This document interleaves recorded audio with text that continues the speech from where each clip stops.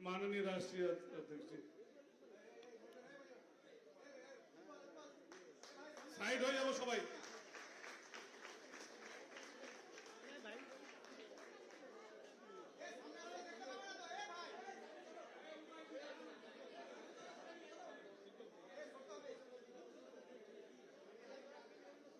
आज हमारे इस क्षेत्र के माननीय सांसद खगेन मुर्मू जी, प्रदेश महामंत्री विजय गोस्वामी जी, जिला अध्यक्ष अजय गांगुली जी, प्रताप सिंह जी जिला अध्यक्ष, श्री अलमान बहादुरी जी प्रत्याशी, श्री निबरन घोष जी हमारे प्रत्याशी, श्री अभिराज चौधरी जी हमारे प्रत्याशी सुजापुर से, श्री सुनील झा प्रत्याशी अपने फरक्का से, और हम सब के बीच में उत्तर प्रदेश सरकार के मंत्री के रूप में काम कर रहे और यहाँ पर एक कार्यकर्ता और एक सहयोगी के रूप में आपके साथ समय देने वाले स्वतंत्र सिंह जी, यहाँ पे उपस्थित मेरे सभी एनजीओ के साथीगण, अपने क्लब हाउस के सभी अपने खिलाड़ीगण और यहाँ पे अपने उपस्थित सभी मीडिया बंधुओं, पश्चिम बंगाल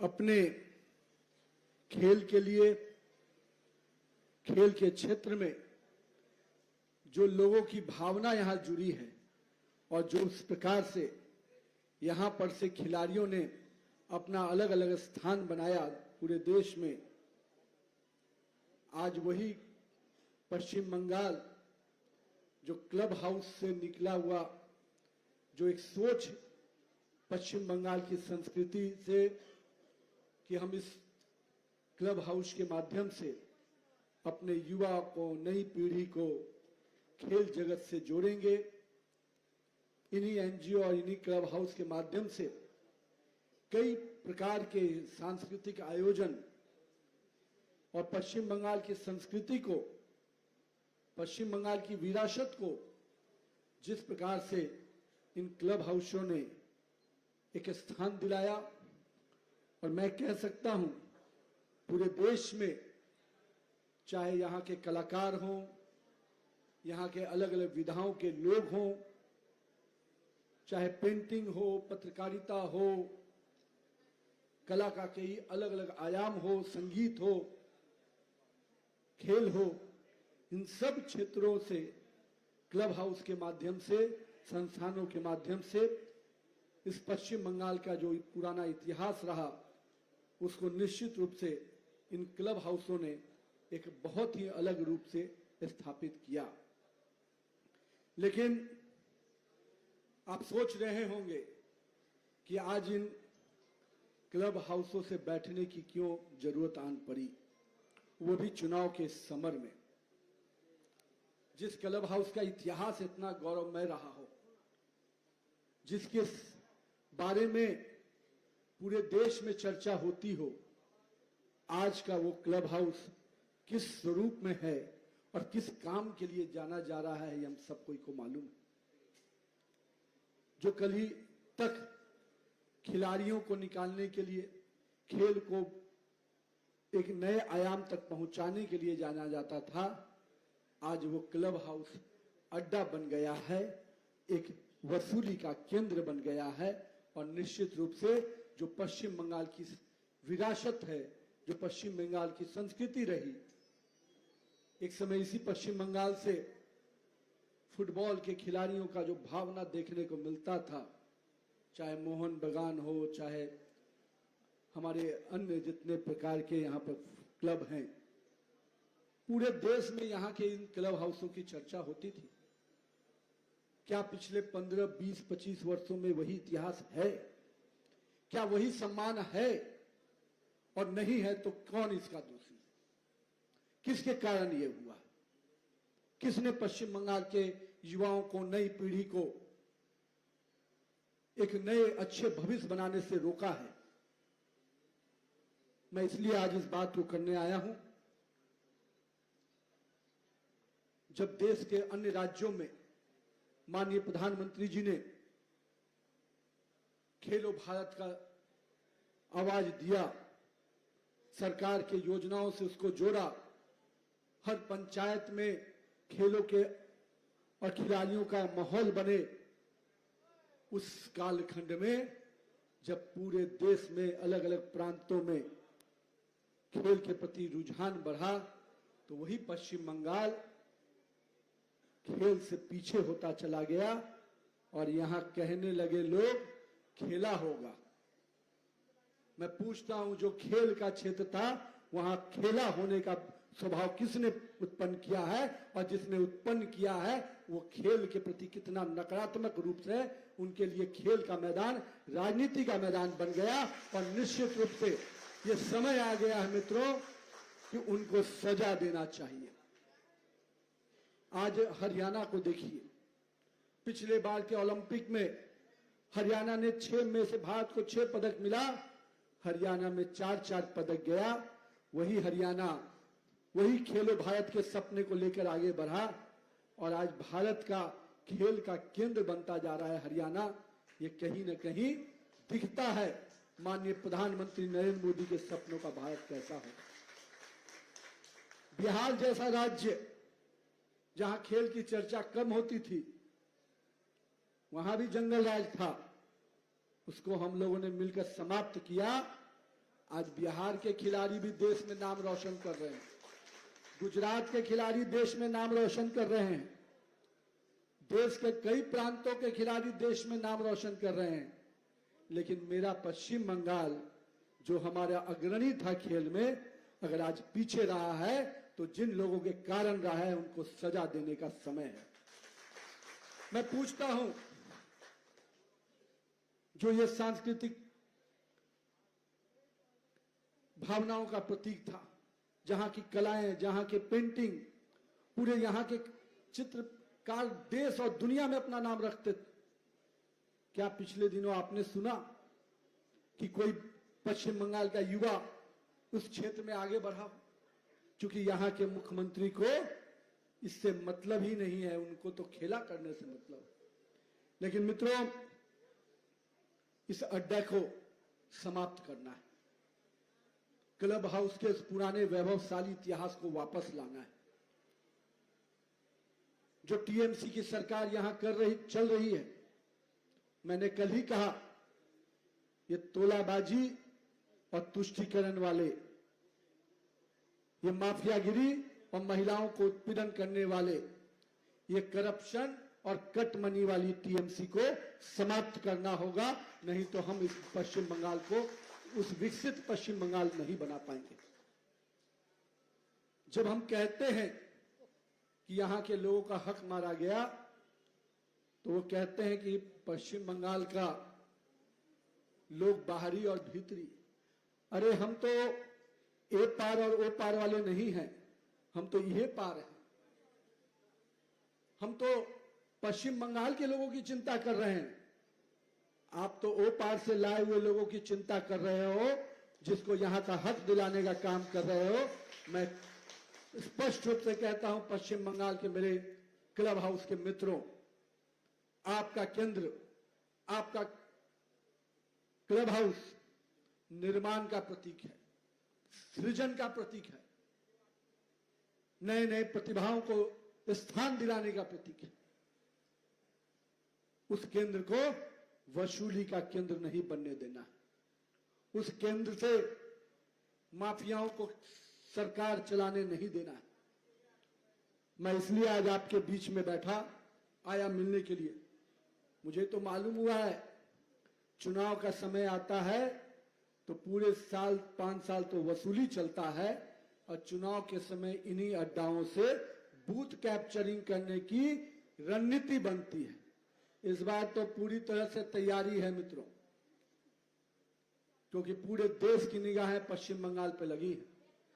जो महाजंगल राज की सरकार चल रही है, उसको अब ये मौका हम नहीं देने जा रहे हैं, और कहीं न कहीं इन क्लब हाउस को जो अड्डा बनाकर काम करने का प्रयास करते थे, निश्चित रूप से उसको हम खत्म करेंगे और नए पश्चिम बंगाल में इनके गौरवशाली इतिहास को फिर से लाने का काम करेंगे। चाचल में एक फुटबॉल स्टेडियम बन रहा है। कितने साल से बन रहा है पता नहीं, आप लोग जानते होंगे, क्योंकि शायद आप ही के जिला का मामला है, यहीं का है ना। कितना दिन से बन रहा है? बन रहा है। घबराइए मत, इनसे नहीं बनेगा, वो आपकी नरेंद्र मोदी की सरकार आएगी, उन्हीं से बनेगा। और मैं आपको विश्वास दिलाता हूं, देश में फुटबॉल का जो वैभवशाली इतिहास पश्चिम बंगाल से जाना जाता था, उस फुटबॉल के इतिहास को फिर से पश्चिम बंगाल से लाने का काम हम करेंगे।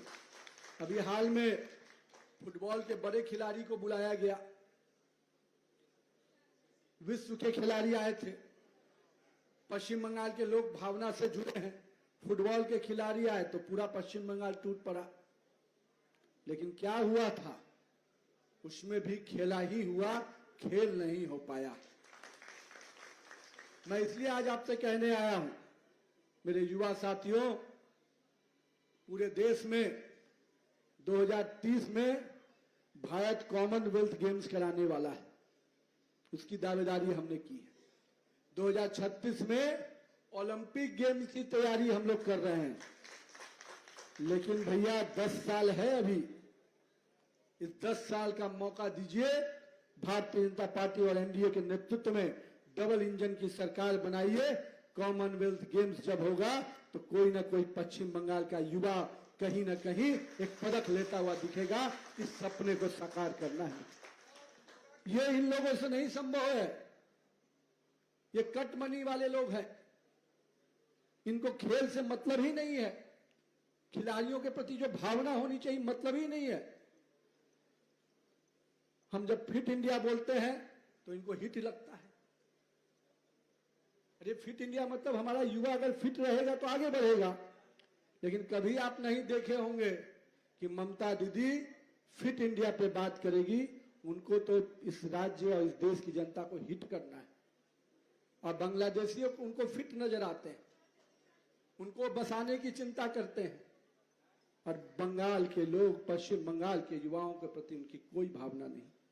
मैं इसलिए आज इन बातों को आपके सामने रख रहा था मित्रों, क्योंकि जिस राज्य में हम लोगों ने जो सपना देखा है, आज वो सपने नहीं पूरे हो रहे हैं, तो हमको युवाओं को आगे आना पड़ेगा, खिलाड़ियों को आगे आना पड़ेगा, कलाकारों को आगे आना पड़ेगा, क्योंकि यह आपका पश्चिम बंगाल है। अगर लोगों ने इसको रोकने का काम किया है, टोकने का काम किया है, तो इसकी लड़ाई भी आपको लड़नी पड़ेगी। आज मुझे मालूम हुआ कि देश भर में टारगेट ओलंपिक पोडियम स्कीम चलाया जा रहा है और हर राज्य के स्पोर्ट्स पर्सनालिटी, स्पोर्ट्स की टीमें अपने अपने राज्य से खिलाड़ियों को भेज रहे हैं कि ताकि हमारे राज्य का खिलाड़ी बेहतर कर सके। पर पश्चिम बंगाल की सरकार के पास समय नहीं है अपने राज्य के किसी खिलाड़ी को ट्रेनिंग देने का, आगे बढ़ाने का। अब आप सोच सकते हैं, जब केंद्र सरकार कदम भी उठाती है, अपने तो कुछ करना नहीं, अगर कोई कर रहा है तो उसमें सहयोग भी नहीं करना। अरे अगर पश्चिम बंगाल का युवा खिलाड़ी आगे बढ़ेगा, उसको अगर माननीय प्रधानमंत्री जी की कई अलग अलग स्कीम में मौका मिल रहा है, उसमें तो सहयोगी बनो। देश भर में ऐसी कई वेलफेयर स्कीम हुई जो केंद्र सरकार की योजनाओं से चल रहा है, सभी राज्यों ने उसको लागू किया। पर ममता दीदी का है कि मेरा चेहरा जब चमकेगा तभी हम कोई योजना लाएंगे, और नहीं चेहरा चमकेगा तो हम उससे इस राज्य की जनता का भला नहीं होने देंगे। आज पूरे देश में केआईसी के तहत खेलो इंडिया सेंटर्स को पूरे देश में स्थापित किया जा रहा है, लेकिन उसके लिए भी राशि दी गई है राज्य सरकार को। पर राज्य सरकार उन राशि का उपयोग करने के बजाय केवल उसका दुरुपयोग कर रही है। अभी दीनदयाल उपाध्याय राष्ट्रीय खेल कार्यक्रम चल रहा है। देश भर के रिटायर्ड खिलाड़ियों को हमारी सरकार, नरेंद्र मोदी की सरकार ने 12,000 से 20,000 तक का उनको रिटायर्ड बेनिफिट दे रही है, ताकि हमारे खिलाड़ी रिटायरमेंट के बाद भी एक सामान्य रूप से अपनी जिंदगी जी पाए, ऐसा हम। लेकिन टीएमसी की सरकार का तो शोषण मॉडल है, उनको विकास मॉडल से मतलब नहीं है। और यही कारण है कि आज जब देश का सभी राज्य इस दिशा में आगे बढ़ रहा है, पश्चिम बंगाल निरंतर पीछे जा रहा है मित्रों। आज पश्चिम बंगाल में 6,000 से अधिक छोटी बड़ी कंपनियां जो यहां पर लंबे समय तक काम करती थी, जो यहां के युवाओं को रोजगार देने का काम करती थी, उन युवाओं को जो मौका मिलता था, ये सारी कंपनियों का जो केंद्र पश्चिम बंगाल था, आज वो सारा केंद्र यहां से हटाकर दूसरे राज्यों में चला गया। कंपनी ने अपना निवेश करना बंद कर दिया। अब आप सोचिएगा कि इसका लाभ किसका, हमको क्या मतलब है, खिलाड़ी को, क्लब हाउस का क्या मतलब है। इन सभी बड़ी कंपनियां अगर ग्रोथ करती तो सीएसआर के माध्यम से उन कंपनियों का निवेश भी यहां होता और सीएसआर के माध्यम से एक बड़े पैमाने पर हम इन क्लब हाउसों को सपोर्ट दे पाते हैं। अब क्या करती हैं दीदी, क्लब हाउस को पैसा भेजती हैं, साल में 2 बार 3 बार भेजती हैं। अब मुझे जो जानकारी है, 2-3 लोग उसके अकाउंट होल्डर हैं और उसमें भी पूजा के नाम पर, त्योहार के नाम पर पैसा आता है और उसमें भी खेला ही होता है, पूजा नहीं हो पाता है। ये भी आपने देखा। दीदी ने तो यहां तक फरमान जारी किया है, अभिषेक बनर्जी हैं उनके भाईपो जो कट रखते हैं, यहां तक फरमान जारी किया है, पूरे मेरे चेहरे का फोटोग्राफ लगेगा हर एक पूजा पंडाल में और देख लेना कि जब फोटो आ जाएगा तभी पैसा भेजना, अदरवाइज कोई पूजा पंडाल बिना मेरे फोटो के रहेगा तो उसको क्लब हाउस को पैसा नहीं मिलेगा। यह स्थिति है। मैं इसलिए इन बातों को आज आपके सामने रख रहा हूं कि पूरे पश्चिम बंगाल में हजारों की संख्या में ये क्लब हाउस इस राज्य के विकास में, इस राज्य के नव निर्माण में काम करने वाले हैं। लेकिन उनका जो दुरुपयोग हो रहा है, उन दुरुपयोग को निश्चित रूप से हमें बचाना है। और वर्तमान में की जो बांग्लादेश के जो घुसपैठियों को यहां बसाने का काम जो हो रहा है, उसके खिलाफ निश्चित रूप से इन क्लब हाउसों को खड़ा होना होगा, इन एनजीओ को खड़ा होना होगा। मैं आपसे अपील करने आया हूं क्योंकि आप हमारे हर मोहल्ले के लोगों को प्रतिनिधित्व देते हैं, हमारे हर मोहल्ले के लोगों को आप पर आस्था है, विश्वास है कि ये हमारी युवा पीढ़ियों का नेतृत्व करता है ये हाउस। अगर आप पूरी तरह से इस विषय को लेकर कि आप कल्पना कीजिए कि आज से 30 साल, 40 साल, 50 साल पहले इसकी कल्पना जो की गई थी, किस रूप में इसको स्थापित किया गया था, क्या जो अपने स्थापना काल में जिस सोच से इसका स्थापना हुआ था, क्या आज उस रास्ते पे ये चल रहा है? अगर नहीं चल रहा है तो इसको उस रास्ते पर लाने का काम जहां हमारा है वहीं आप क्लब हाउस के हमारे सभी प्रमुख लोगों का भी है। इसलिए मैं आपसे आह्वान करने आया हूं कि आइए अपने इस पश्चिम बंगाल को इस सशक्त, खेल समृद्ध पश्चिम बंगाल बनाने का, निर्माण करने का संकल्प ले। और निर्माण यहां के युवा पीढ़ियों को, यहां के संस्कृति को, यहां के विरासत को, यहां के कला को बचाने के लिए है। और आपका संकल्प निश्चित रूप से देश के प्रधानमंत्री नरेंद्र मोदी के नेतृत्व में सफल होगा। मित्रों, मैं आज आपको जहां पश्चिम बंगाल की चर्चा कर रहा था, वहीं देश की भी चर्चा आपके सामने जरूर करना चाहिए, क्योंकि आप ऐसे लोग हैं जिन्होंने इस देश के बारे में हमेशा सोचा है। पूरा पश्चिम बंगाल एक समय उद्योग का केंद्र हुआ करता था, बड़े बड़े व्यापार इस पश्चिम बंगाल के केंद्र से होके जाते थे। और इसी पश्चिम बंगाल ने वंदे मातरम का सृजन किया और इसी वंदे मातरम को जिसने आज अंग्रेजी हुकूमत से हमें आजादी दिलाई, वो वंदे मातरम के जयघोष से हमारे उस कालखंड के कितने वीर सपूतों ने अपना बलिदान दे दिया, पर वंदे मातरम के गूंज से अंग्रेजों को निश्चित रूप से इस देश से मुक्ति दिलाई। लेकिन मित्रों, आपको जानना पड़ेगा उसी वंदे मातरम का अपमान किसने किया।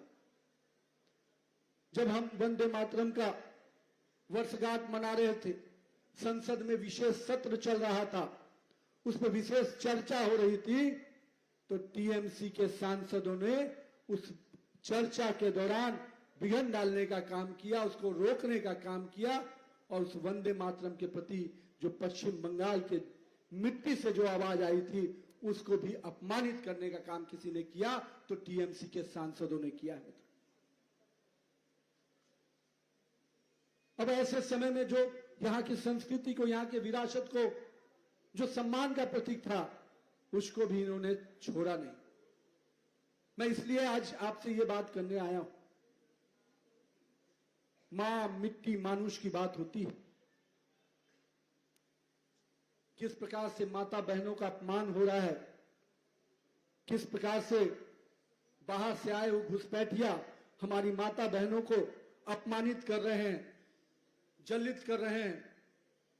दीदी उन घुसपैठियों के लिए काला कोट पहनकर सुप्रीम कोर्ट तो जाती है, पर हमारी माता बहनों को न्याय दिलाने के लिए कोर्ट के दरवाजे तक प्रशासन न जा पाए, इसकी चिंता जरूर करती है।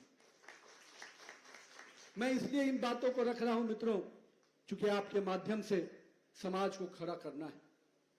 और जिस प्रकार से पश्चिम बंगाल में पूरा वातावरण बना है, जनता सड़कों पे है मित्रों, जनता चाहती है कि इस बार बदलाव आए, इस अराजकता महाजंगल राज से मुक्ति मिले, लेकिन उसके मुक्ति और लाने में आपको भी सहयोग करना पड़ेगा। मां के साथ अपमान, मिट्टी के बारे में मैंने कह दिया कि इस मिट्टी में जो यहां का लोगों को हक मिलना था, उसका हक मारी कर बाहर के लोगों को हक दिया जा रहा है। मुझे तो यहां तक मालूम होता है कि दशहरा की पूजा करने के लिए कोर्ट से परमिशन लेना पड़ता है, पर नमाज पढ़ने के लिए कहीं पर आप स्वतंत्र हैं। ये इतिहास बनता जा रहा है इस पश्चिम बंगाल का। और मानुष की स्थिति क्या है? कल ही उन्होंने एक बयान दिया कि भाई जो हमारे आलू के व्यापारी हैं, अगर व्यापार यहां नहीं मिल रहा तो आप बाहर जा सकते हैं। मैं पूछता हूं, जिसने इस मिट्टी में कृषि किया, खेती की, यहां पर रहकर उसको भविष्य उसको दिखता है, उसको आप बाहर जाने कहते हैं और बांग्लादेशी लोगों को रेड कारपेट लगा के स्वागत करते हैं। ये तो नहीं चलेगा। इसलिए मैं आज आप सबसे ये आग्रह करने आया हूं कि मेरे क्लब हाउस के साथियों, मेरे युवा साथियों, पश्चिम बंगाल अपनी सांस्कृतिक विरासत के लिए, अपने संगीत के लिए, अपने कवि भाव के लिए, अपने कला के लिए जाना जाता है, अपने खेल की भावना के लिए जाना जाता है। हम भारतीय जनता पार्टी के लिए आपसे अपील करते हैं कि आपका समर्थन, हर क्लब हाउस के लोगों का समर्थन हमको मिले। मैं निश्चित रूप से यह संकल्पित होता हूं आपके माध्यम से कि हमारा संकल्प है कि इस क्लब हाउस के वैभवशाली इतिहास को पुनर्जीवित करेंगे और खेलों के लिए, हमारे कला के लिए एक नया स्थान केंद्रित बनाएंगे। और आइए मिलकर अपने भाजपा नेतृत्व वाली डबल इंजन की सरकार बनाइए, नरेंद्र मोदी के हाथों को मजबूत कीजिए। इस पूरे पश्चिम बंगाल को 2047 का जो सपना माननीय प्रधानमंत्री जी ने विकसित भारत का देखा है, हम इस पश्चिम बंगाल को भी विकसित पश्चिम बंगाल बना के देंगे, जिसमें गरीबों के चेहरे पे खुशहाली होगी, खिलाड़ियों के लिए नए अवसर होंगे और कला के क्षेत्र के लोगों के लिए एक नया क्षेत्र दिखेगा, जिसमें वो अपनी स्थान और अपनी प्रतिष्ठा और देश की प्रतिष्ठा बढ़ा पाएंगे। बहुत बहुत धन्यवाद। भारत माता की जय। वंदे वंदे वंदे। जय हिंद।